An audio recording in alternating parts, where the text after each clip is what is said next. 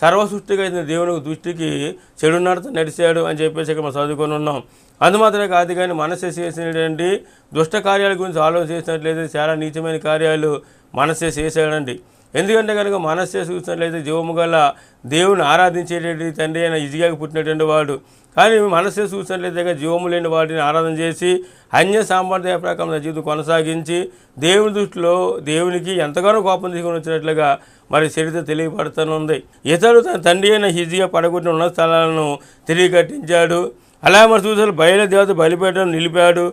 అలా దేవతా స్తంభములను చేయించి ఆకాశ నక్షత్రాలను పూజించాడు, వాటిని కొలిచాడు.